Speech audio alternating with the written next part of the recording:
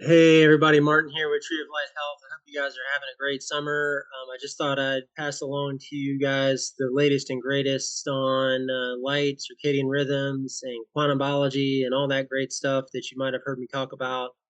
Really interesting stuff, and got a lot of slides to cover. Anyway, we can definitely heal with light, okay? And there's lots of new developments in this front, and there's a lot of interest in the wellness community regarding light and its ability to heal. And we've been doing it for quite some time. So we're going to talk about some of those things, everything from circadian rhythms to some of the biochemistry involved to the benefits of light for healing and some of the practical tips that you can use to incorporate it in your healing journey. Um, as you know, we're spending most of our time indoors, up to 87% of the time, and the rest of the time is spent either on the phone or in the car. And none of that's necessarily good for our health. In fact, a lot of this is associated with sleep and insomnia disorders, which are rampant right now, especially since the time of COVID. Insulin resistance is now about 88% of the entire population. Um, Chronic fatigue is usually the number one complaint in our practice, as well as all practices focusing on complex chronic conditions. One thing that really piqued my interest years ago was literally in the year 2000. This book came out called Lights Out, Sleep, Sugar, and Survival. And they basically drew the correlation between the invention of the light bulb, of all things, and how that influenced our sleep, our microbiome, and has correlations with all of the chronic illnesses that we see today, such as diabetes, heart disease, and those types of things. This perpetual light from the artificial light that we're exposed to increases our light exposure, and that leads to this idea of a perpetual summer where instead of getting less light like we should in the wintertime, getting chronic light exposure leading to perpetual summer, which then leads to chronic consumption of carbohydrates, which then leads to all of the chronic conditions that we see today. So interesting theory, and I think there's a lot of truth in that. Since the dawn of man, we have been outdoors. We were hunter and gatherers. We got our food. We had to navigate, and we were mostly nomadic for many millennia. Until recently, we moved indoors, and of course, the invention of the light bulb was about 150 years ago. The reason I'm bringing all this up is basically, light and light exposure has many benefits, and these benefits are practically free. All we need to do is understand the reasoning behind why light and circadian rhythm balance is so important for your health, and then we can start to do some of these cool interventions to help your energy and to reduce brain fog and things like that. Um, Dr. Jack Cruz, who I'll mention here in a moment, talks about light, magnetism, and water is the three foundational things. We'll talk about breathing and limbic system and mental outlook, things like that in future videos. But notice how diet is not, you know, even in the top five, right? So most of us think that, oh gosh, diet is going to do it for us in terms of weight loss and brain health and things like that. Well, we'll kind of give you a little primer that that's not true, right? Um, Speaking of Dr. Cruz, who's a neurosurgeon, and by the way, I have a heart for neurosurgeons. I spent many years in Emory neuroscience, neurosurgery, neurointensive care. He spent many hours, of course, in artificial light doing his procedures, neurological, surgical cases. Anyway, he put on a ton of weight, right? And he learned that diet and exercise basically wasn't going to cut it for him. So he got more and more into studying and researching how light, can heal the body and also lower leptin resistance and help with weight loss. So um, really amazing stuff, and that's what inspired some of my work here in discussion, especially with you guys, is to really emphasize this because Getting light is free, right?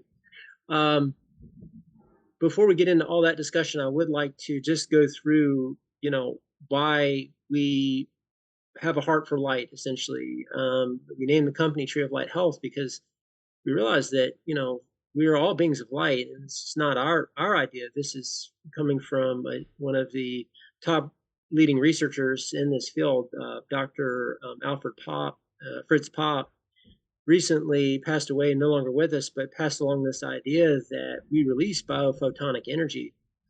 All living things emit light.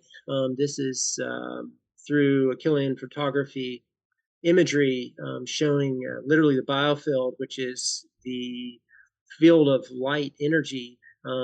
Some can't really perceive this, but with special cameras and maybe certain intuitives out there can perceive. But this is literally the light coming off of all living things, and this is the biophoton energy that's released. We have been having this way of thinking, which has really changed our way of assessing the body and thinking about the body, thinking about biology. My first degree was in biology. And of course, there's a lot of biochemistry, but when we merge the biochemistry with quantum physics, we get this beautiful, incredible understanding. So I think the new wave of thinking of healing in biology is through a lens of physics and quantum physics in particular. How our biology is able to produce energy.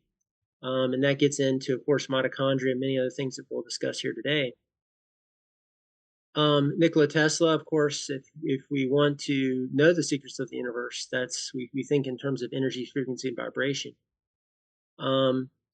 The autonomic response technique is something that Dr. Klinghardt taught us years ago, and we actually use these special devices to detect biophotonic energy, literally coming from your cells.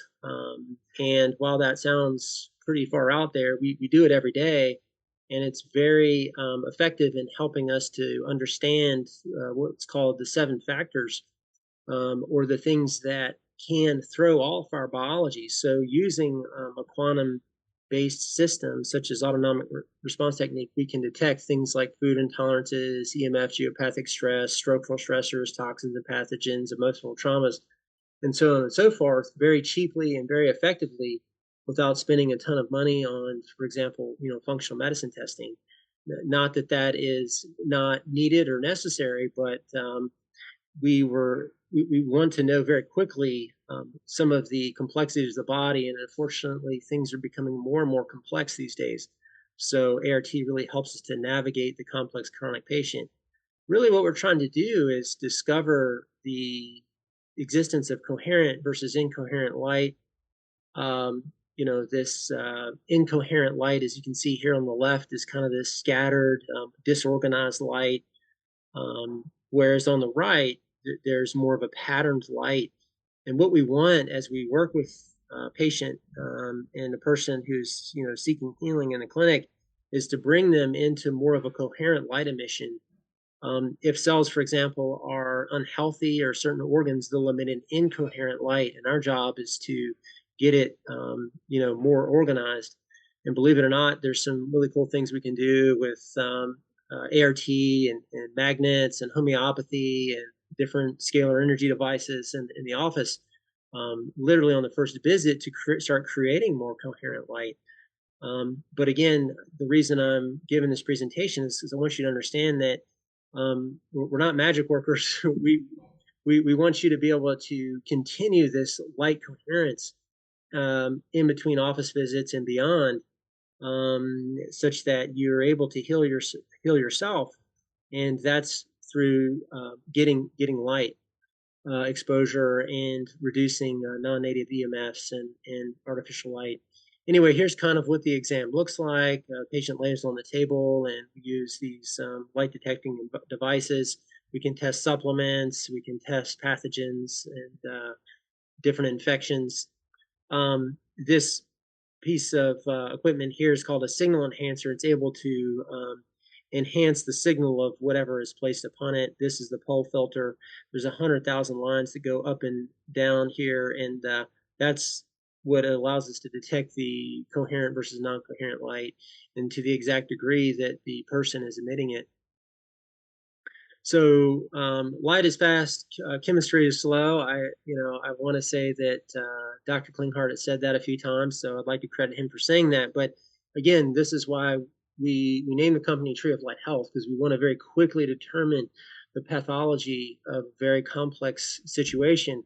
There could be multiple things at play. And we simply, while we would love to have blood tests and genetics testing and all kinds of functional testing, that would potentially cost tens of thousands of dollars. So a lot of our patients can't afford that. So not to replace any of that, but definitely ART can help be an adjunctive assessment to the complexities of complex chronic illness. Just a very brief review on the visible light spectrum. I don't know if you remember Roy G. Biv from high school, but red, blue, all the different light colors and so on and so forth. This makes up the visible light spectrum here from about, I'd say 380 to 750 nanometers.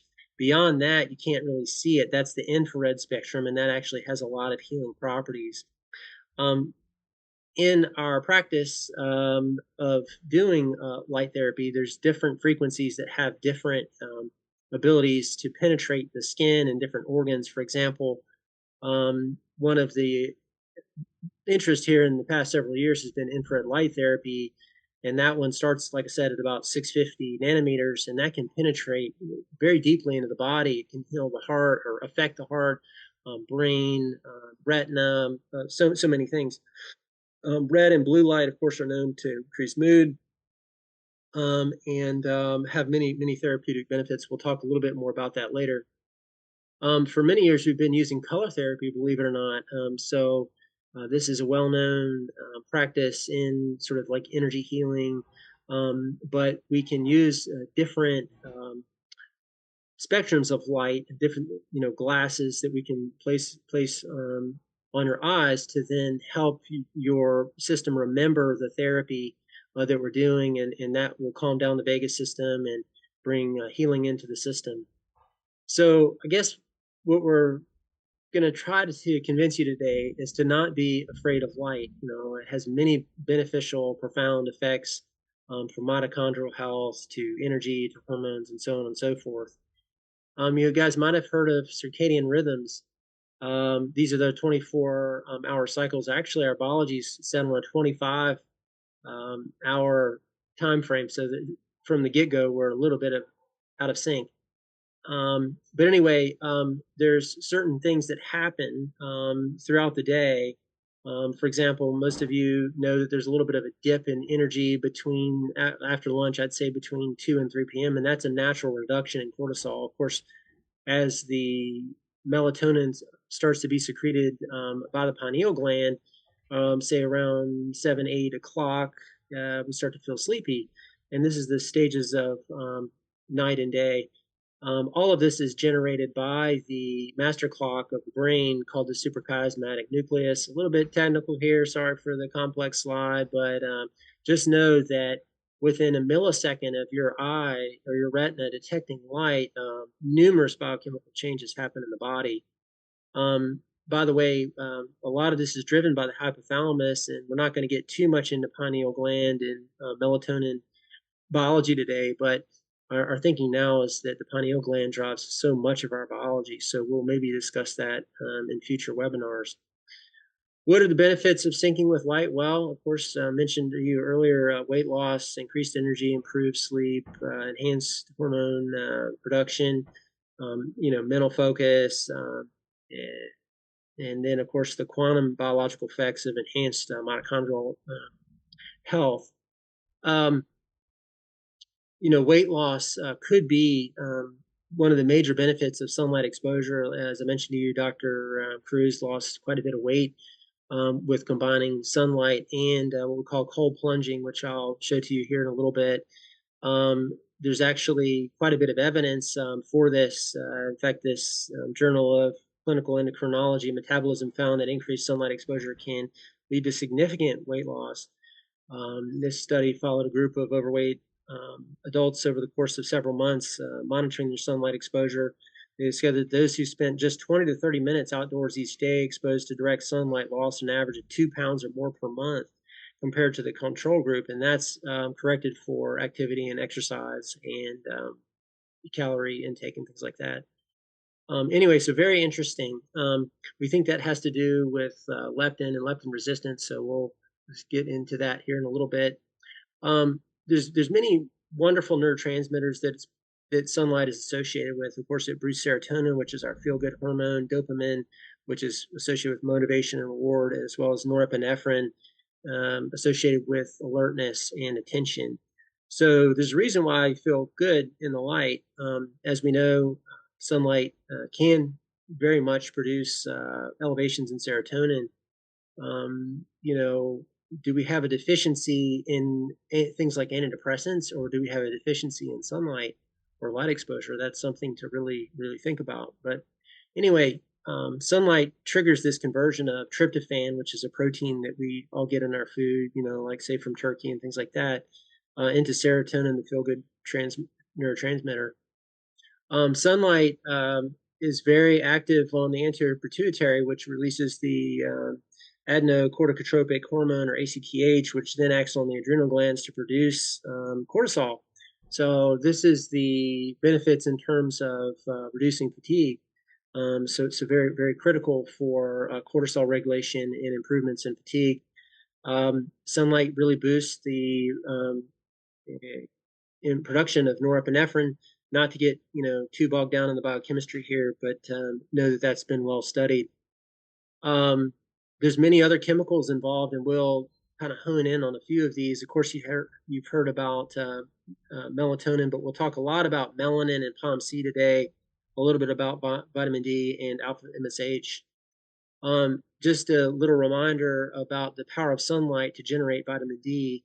And of course, this is all done through the skin, right? So as soon as the UVB light hits the skin, this converts it to cholecalciferol or vitamin D3.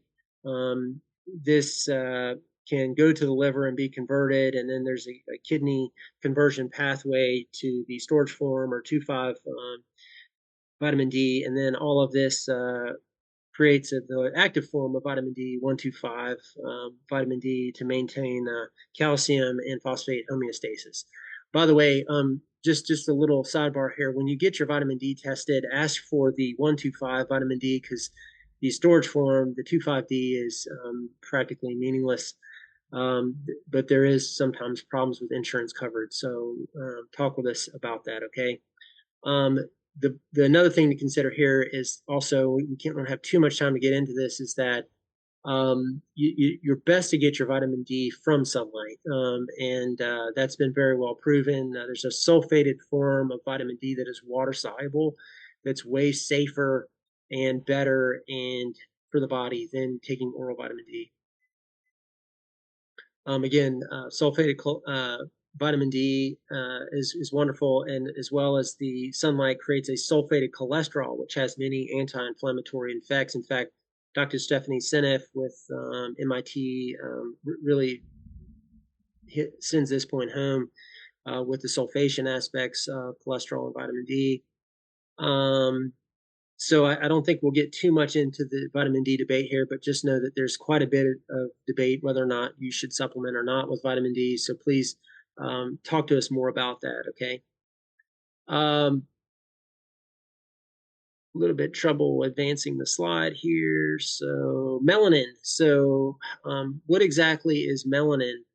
So the reason melanin is important is this is the pigment that, of course, leads to tanning.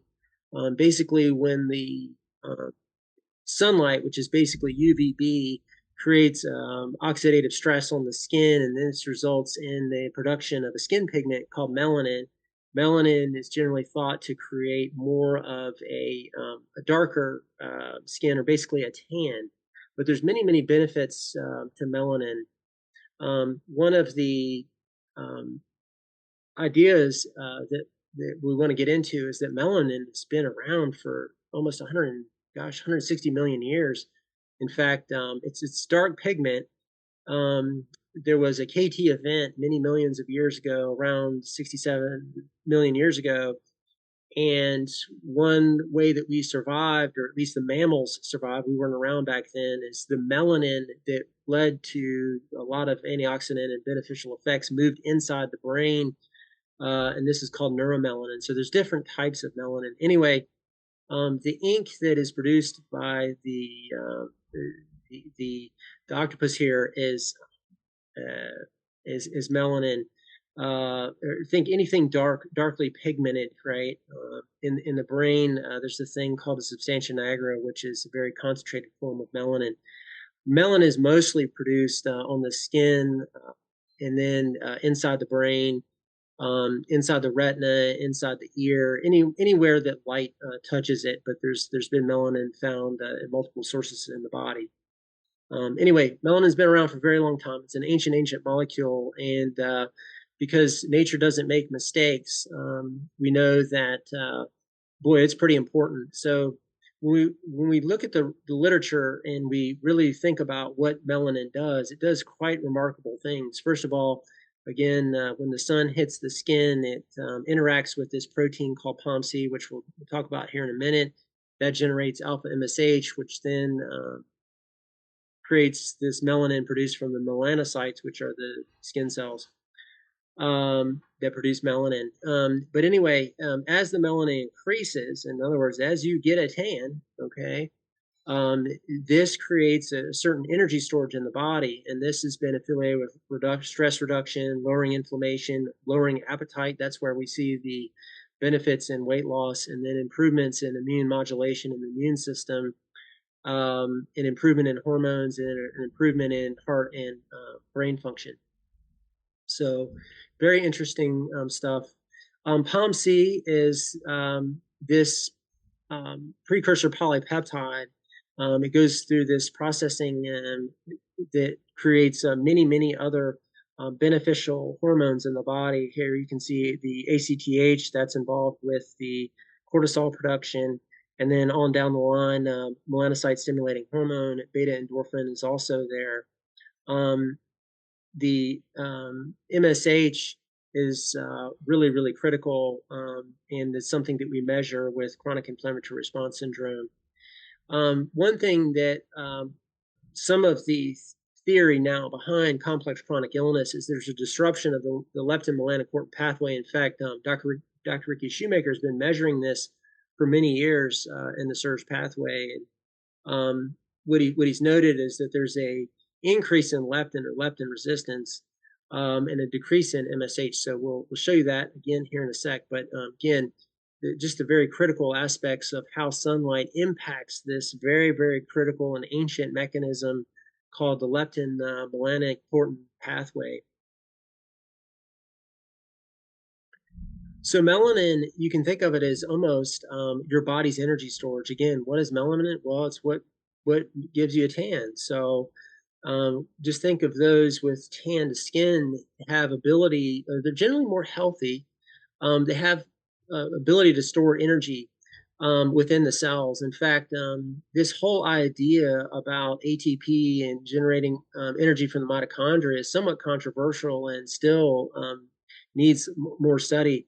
But some of the deeper theoretical, biological, and maybe some of the biophysicists feel that there's got to be another energy source to the body. And so this is where the idea of melanin comes in. Okay, so melanin does not necessarily associate with ATP production. So we'll show you that pathway here in a second. Anyway, melanin, really important for energy storage, photo protection, of course. The reason for the darkening of the skin is that protects some of the UV light damage. And of course, melanin has incredible antioxidant capacity.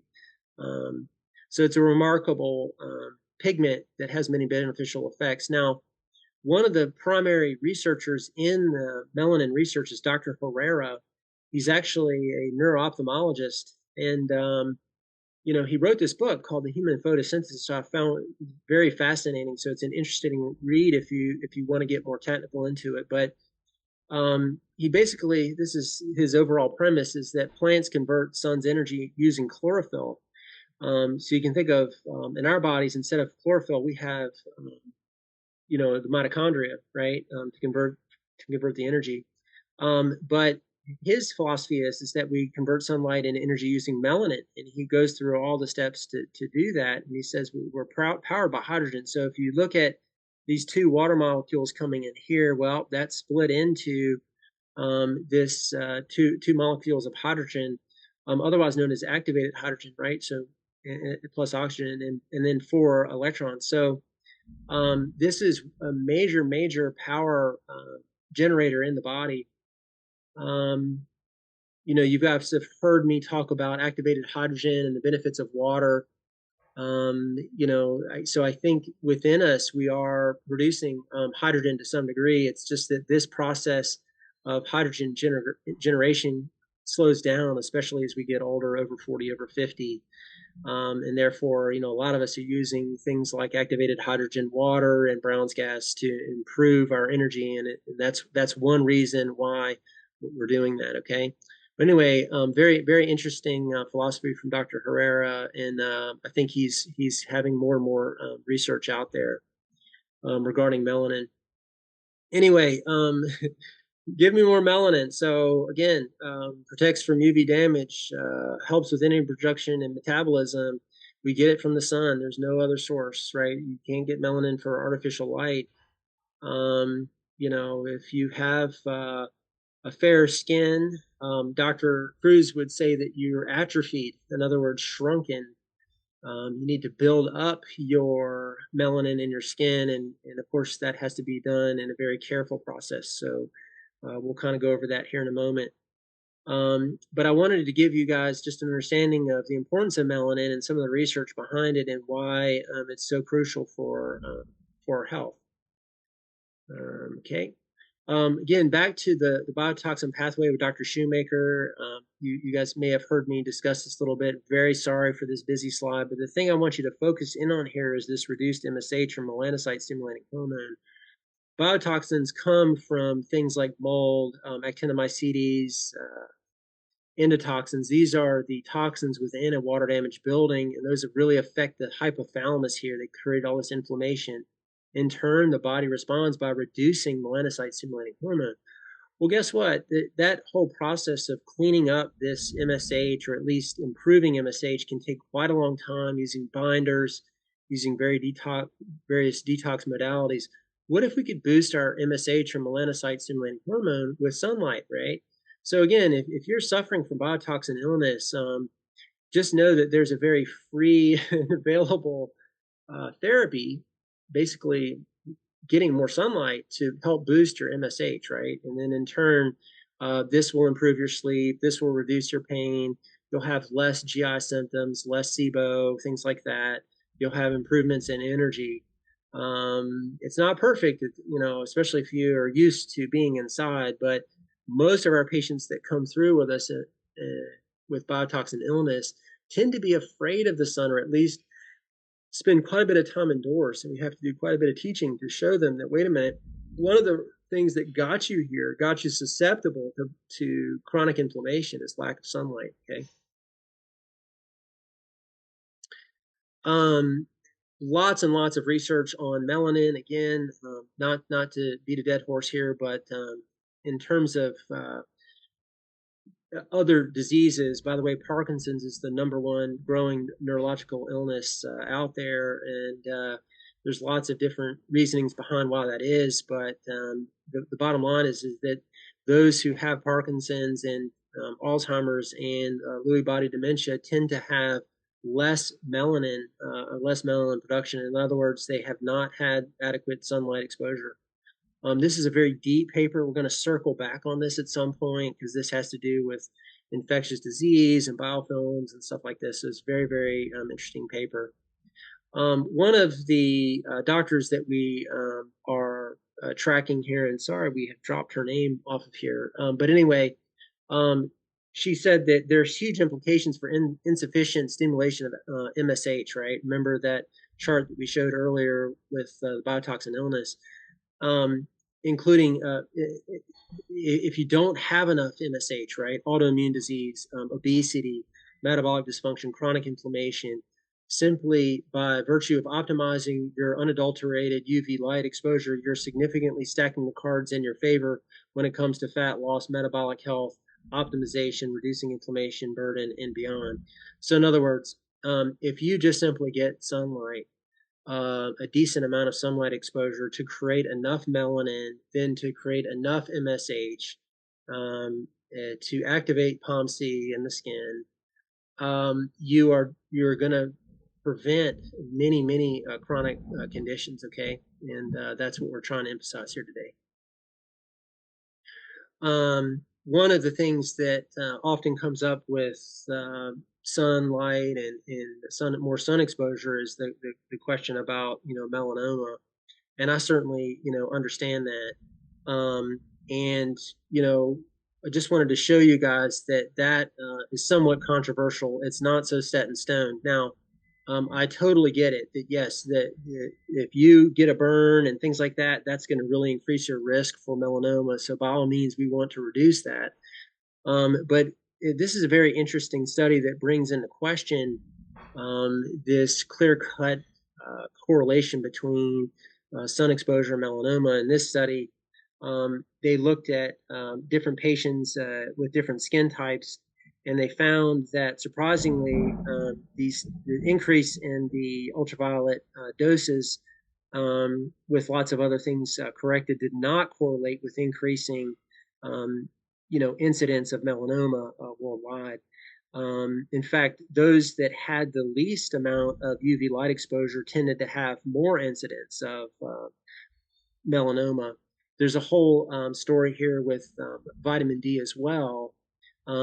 So that would kind of lead us to question, why do those with the lowest vitamin D levels have the highest prevalence of cancer? And there's actually many studies on this. So if you go to PubMed or Google Scholar and you look at the correlation between vitamin D levels and cancer, you'll find that the majority of those studies are showing that low vitamin D levels are associated with the highest prevalence in cancer. And so that kind of is problematic to a lot of the dermatologists, my dermatologist colleagues, making the argument that there's a clear correlation between sun exposure and cancer. I understand the specifics with melanoma, but now we're talking about all cancers, right? Lymphomas and breast cancer, right, and prostate cancer. Those that have the lowest sunlight exposure, essentially, which then correlate with the lowest vitamin D levels, tend to have the higher amounts of cancer. Interestingly, a lot of studies on UV light exposure were done in the laboratory setting that were not in full spectrum light. Remember, full spectrum light has many benefits to it. It has the ultraviolet aspect to it, yes, but when that is surrounded by the other frequencies, especially the infrared frequencies, those tend to mitigate the damage from the UV light exposure. And then, of course, it's so bad for us. Why do we actually generate UV light? Like I said in the previous slide, we are beings of light. There's also this issue that melanoma happens in the setting of low retinol. I would say the majority of us are deficient in retinol or vitamin A. This is preformed vitamin A, not coming from beta carotene from carrots and things like that, or carotenoids, but things like cod liver oil and dairy and different things like that provide, and butter and things like that provide adequate amounts of retinol. So the bottom line is that if you're taking vitamin D without retinol, that's probably a bad idea, okay? But anyway, retinol is very, very beneficial to the body. So how do we build our tolerance to UV light? Well, first of all, if you're fair skinned, and we'll go over the Fitzgerald skin types here in a minute, you do not want to hit it hard with light, right? You want to develop this thing called a solar callus, which I know is very debated in the medical community, whether that even exists. But we have some good evidence that it does, and that it's very protective. So basically, just like you would exercise your muscle to tolerate higher and higher levels of exercise, same with your skin. You would go out in the sun, basically in different times of the day, depending on your skin type, to then allow for increasing levels of tolerance. So basically start with short, gradual exposures to sunlight. By the way, I hope most of you know that between the hours, depending on where you are in the world, at least in this hemisphere, but right now between say about 11 a.m. and 2 to 3 p.m., you're going to get the highest amount of UV light exposure. UVB was the one that can create the burning. Okay, so just be aware of that. But again, you do want that exposure there. If you're light skinned, you want less exposure. You want to use red light therapy, and we'll go over that here in a minute, to stimulate melanin production, which then enhances your body's natural defenses. There's certain things that you can take to mitigate your any damage coming from UV light exposure, such as antioxidants and things like that. Healthy fats have been shown to be very beneficial to help mitigate any damage from light. There is a whole Fitzpatrick skin type, so I threw this up just in out of respect for my dermatologist colleagues. The fairer types, the ones I was talking about earlier, is the tend to have red hair, light skin, or maybe blonde hair, blue eyed. These are the ones that tend to burn more easily. Okay, but skin types 2 and 3, okay. You can sometimes burn, but you're going to tan more uniformly. The olive skin, those with Mediterranean descent, will really have an easier time with it. And of course, darker skin tends to never burn, which is really good, but still have to be mindful of certain types of day in terms of your UV light exposure. By the way, and I forgot to mention, there is an app called the D-Minder app, and you can download that on Android and I believe Apple, that kind of gives you an idea of the intensity of the UVB light and the ability to obtain vitamin D from sunlight. So do check that out, okay? Wanted to get back to astaxanthin. So this is a supplement that you can take. It's a pigment found in things like flamingos and different types of animals that have pigments. But it's a very powerful antioxidant carotenoid that acts as a natural internal sunblock for your body. So, for example, when I was in Florida recently, I loaded up on astaxanthin. You really kind of have to dose it a bit high. It comes in 4 milligram doses. So I took 8 milligrams twice a day, or 16 milligrams, and did not have too much trouble there, though one day was a little bit intense. And so I paid for that. But luckily it wasn't too bad. Okay. I'd already built up a decent solar callus. You guys have heard me, I hope, talk about the benefits of infrared light. These are the different light devices that you can purchase online. We'll go over a few here, but very important to improve circulation, blood flow, athletic performance, energy. But in this setting, it's really great to help you build up that solar callus. Okay. One thing that you might, or term that you might hear in the wellness community, is called photobiomodulation.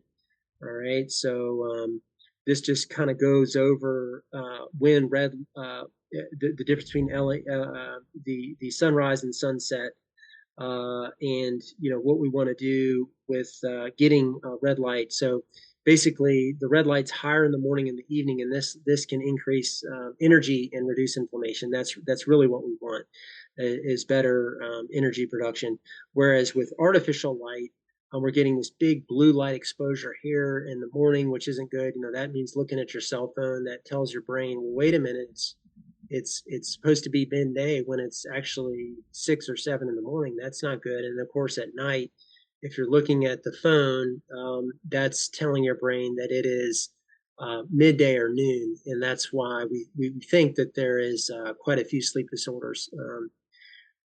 Sorry for the lack of image here. It looks like I lost my image of cytochrome C oxidase, or complex 4 cytochrome C oxidase. But anyway, what I was trying to show is that within the mitochondrial membrane, there is a light recepting complex there that is very well known for energy. And in fact, some of you guys are taking methylene blue, which activates cytochrome C oxidase, and that is actually really beneficial to improving energy and mitochondrial function. Okay, sorry for the loss of picture there. Um, red light boosts mitochondrial function. This is one study. Well, here's cytokine oxidase here, where that increases this ability to of the mitochondria to work more efficiently. It increases anti-inflammatory processes in cell metabolism and cell repair. So you can't go wrong with red light. I've been a huge fan of red light for a long time. Blue light toxicity, as I mentioned before, is not good. This is coming from cell phones, televisions, any computers, anything that is artificial, essentially, that we're looking at, and that tends to be the cell phone, really causes massive circadian rhythm disruptions, hormonal imbalances, cognitive problems, as well as weight gain. So if you're suffering from brain fog or insomnia or anxiety or depression, it's really good for you to evaluate your use of technology, especially at night before bed, because that's really going to wreck your sleep. Harvard researchers found that 6.5 hours of blue light exposure suppressed melatonin for twice as long as those compared to green light of similar brightness. So, blue light bad, green light, which is in the middle of the day, is much better for you. Depends on when you're doing it. Basically, you should not be looking at the phone before you go to sleep. Okay. So I just want to go over some tips for using light for healing. Okay.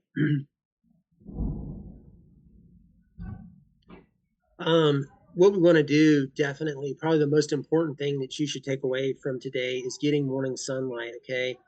You don't necessarily have to stare at the sun or anything like that, but you want to sort of get your torso and face towards the sunrise. In fact, Dr. Cruz says, act like a Spanx, on all fours and facing the sun. Okay, so I don't know if you would want to cause that kind of attention from your neighbors, but no, just get out, walk the dog.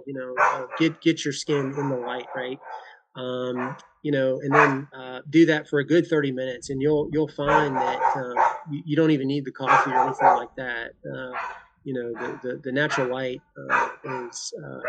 will help you wake up. Okay.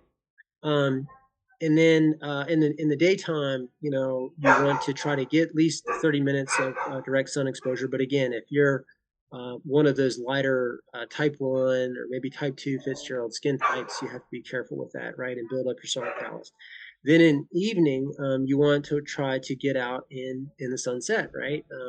Right now, the sun is setting, pretty late, gosh, around 8 o'clock, something like that, 8:30. But it's really nice, it's a very peaceful time, and you get all that beautiful infrared, light there in the morning, and then again in the evening, and that really helps reset the circadian rhythms. Of course, not all of us have the ability to get outside, especially to see the sunrise and sunset. We have kids, we have schedules, we have all these things going on.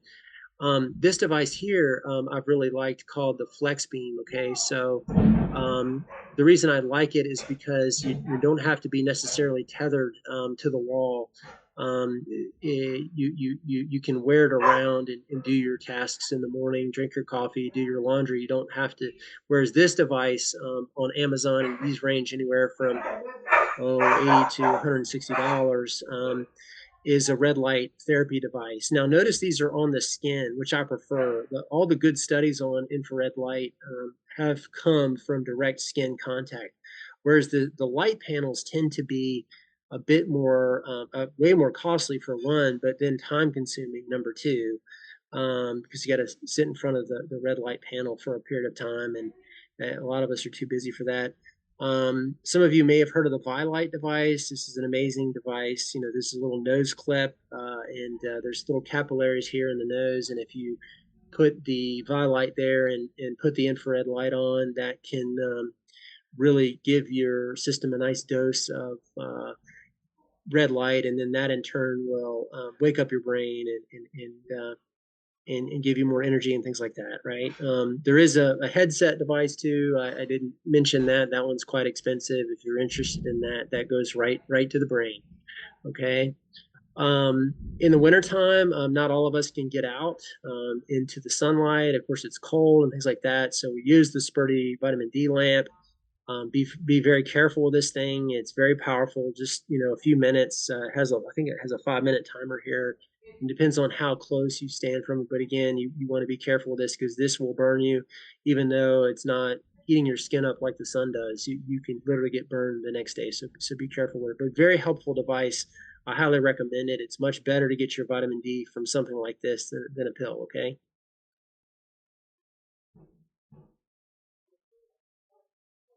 So again, back to blue light toxicity. As soon as your eyeball sees that blue light, it increases cortisol, which then increases the blood sugar. And this is one of the mechanisms why we think that the blue light exposure can lead to weight gain. This lowers the dopamine and the serotonin and the hormones, so could it explain why we're seeing so much neurological issues? Maybe. I think there's definitely good research behind it. And of course, this throws off our sleep and increases inflammation. So, looking at the cell phone, especially the kids, is a bad idea. Again, you want to avoid the blue light in the morning. Okay, so what I would recommend is wearing some blue light blocking glasses, especially if you wake up before the sunrise. Get your red light therapy in. Try to reduce your cell phone time. If you have to look at the cell phone or computer, wear the blue light blocking glasses. Seek out natural sunlight. If you're working in an office, you can crack the door. The beautiful thing about that is that sunlight is not linear. You just crack the door a little bit and it will surround you, so you'll get the natural light coming in. Then at night, probably the most important thing you can do, because many of us need to look at whatever email or TV and stuff like that at night, is to wear blue light blocking glasses. These are the True Dark glasses, which are the wraparound kind. I've listed them here because they're my favorite ones. The problem is you can't see out of them very well, right? So you may not get all the details of your favorite TV show, but at least you'll sleep better, right? Before that, I would start wearing these. Say if your bedtime is say 10 or 10:30, start wearing these at about 8:30 or 9. Prior to that, you can wear more of a orange type glasses or wraparound. That's very helpful. And then prior to that, more of the yellow computer glasses. Okay, and that will help to sync your circadian rhythms and your retina with natural light and prevent the blue light toxicity. Some of the geeky things here that we like, there's a headlamp. In fact, I use this Phoenix headlamp. There is a red light button here, so you can press that. And so what you want basically after dark is to put red lights around the house to keep the harshness of the blue light coming from the LED lights and the fluorescent lights off, right? And use red lights instead. We prefer incandescent red light bulbs. So I've been doing this for several years now. And even though the neighbors think I'm crazy, this has really been helpful for energy and sleep. Okay, so do look into those. At night, watching or at least walking, or I walk around with candlelight and my headlamp. Okay, and try to make use of the fireplace as much as I can. And this way gives a nice, much softer, less harsh light that helps kind of ease the person into the night. There's all kinds of blue light blocking screen protectors, right? You can search those out, right? The one that I use on this computer is called f.lux, f.lux, and that one can instantly soften the screen light coming from your computer. And then there's actual screen filters, light filters that you can put on your computer screen. Okay. And then last but not least, I just thought I'd mention the benefits of cold plunging. That doesn't necessarily have too much to do with light, other than, well, it kind of does. Basically, if you're suffering from chronic fatigue, you just can't wake that brain up in the morning. Cold plunging is a great way to do it. You don't need to sit in the ice like this guy does. No, you can just simply get in the shower and slowly turn off warm or the hot water and slowly turn on the cold. And you don't have to go full blown cold, but you might have a few screams there, but that instantly wakes up your brain. The interesting thing about that is that from a mitochondrial quantum biology perspective, it um, shortens, or at least it brings the respiratory proteins closer together and improves the proton tunneling of the protons coming through that are trying to tunnel through the mitochondria. That's one of the theories of how cold thermogenesis helps. And then in terms of circadian rhythms, it gives you that natural boost of cortisol in the morning, because a lot of us have a shifted circadian rhythm where our cortisol is not peaking as it should throughout the day. And then it's either too flat, we call that a flat cortisol curve, or it doesn't peak at the right times of the day. In other words, it should peak in the morning and tail off in the night. Anyway, check out cold plunging. There's a lot of new research coming out about cold plunging, and it's really cool. For future reading, oh gosh, more images failing to upload. Sorry for that. But Dr. Jack Cruz, okay. This is Sarah Kleiner, I believe, here in Atlanta. And then she has a lot of podcasts. She talks a lot about circadian rhythms. And then Carrie B Wellness. Check her out. I think she's at carriebwellness.com. Excellent podcaster, and gets way more detail on all of the things on circadian biology and quantum biology and things like that. There are now conferences now on quantum biology, so there's really interesting things there. Also want to just mention that you need to start thinking about light as food. Okay, so when you get out in the morning and get that sunlight, that is a nourishment for all of your hundreds of trillions of cells. Okay, so beneficial in so many ways, and it's free. Okay, it's free. Don't be afraid of the light. Very, very critical for your healing. Just wanted to give you maybe a parting shot here with my my wraparound glasses at night and my fire in the background and my headlamp there with my dog Kashya. Okay. Yes, be in the light. Don't be afraid of the light, please. The light's not going to give you cancer if you do it right. Be smart about it, right? And use light to your advantage for healing. In fact, light is probably out of all the supplements out there that I could recommend, there's nothing better than light, which has sustained us for 300 million years. So why should we stay away from it, right? And try to take all kinds of supplements and things to replace light. It just can't be done. So I think that's getting to the end here. Here are some of my references. If you have any questions, please feel free to email. We're at info@Tree of Light Health. That's LIGHT health.com. We'll be doing more and more webinars. I think the next one I'd like to do is more on the electromagnetic piece. In terms of optimizing that, basically grounding, and then what we need to do to protect ourselves from EMF. Those are also very important things to maintain what we call a steady state. We won't be touching food and nutrition for a bit, but there are other articles on our website on that, right? Just know that some of that has to do with staying away from simple carbohydrates, right? That's creating a lot of the insulin resistance that we see out there. And then we'll circle back on a few other things. I know we're going to be talking quite a bit about minerals, especially how to measure them, and the importance of things like copper and zinc balance, iron, vitamin D, and magnesium. So stay tuned on all that. All right, guys. Well, I hope that was enjoyable for you. I hope you learned a lot. And again, reach out with any questions we have. And hope you have a great rest of your summer. And we'll be in touch. Take care.